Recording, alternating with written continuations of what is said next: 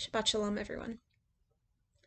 Our double parshiot, the two Torah portions that we read this week, because we are not in a leap year, are Tazria and Metzora.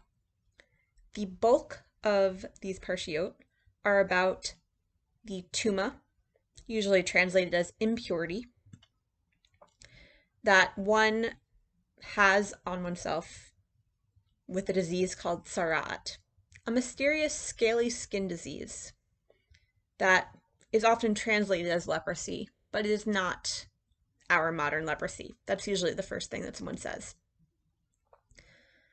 The description of tzaraat on the body is explained in Parshat Tazria. Parshat Metzora opens, "This shall be the ritual for the Metzora, the person who has tzaraat, at the time when he is to be cleansed. When it has been reported to the priest shall go outside the camp. If the priest, the Kohen, sees that the leper, the Metzora, has been healed of his scaly affection, the priest shall order 2 live clean birds, cedar wood, crimson stuff, and hyssop to be brought for him who is to be cleansed."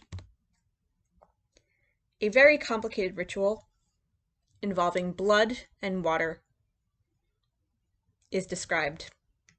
I want to focus on that line, that after the person has recovered, they have to be cleansed.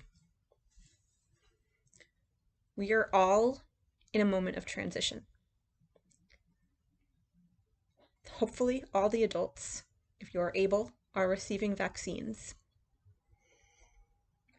And our parshiot teach us that even when our bodies have returned to normal, even when our health is no longer threatened, we need ritual in order to re-enter the camp.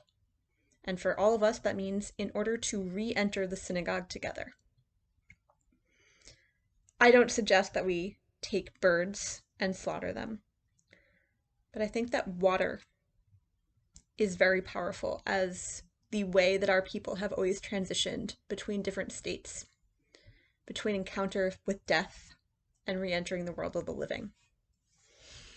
In the coming weeks, I am going to be sharing my visions of ritual, of how we will, at the very least, cleanse our hands ritually to mark transition between the world of COVID shutdown and our new future together,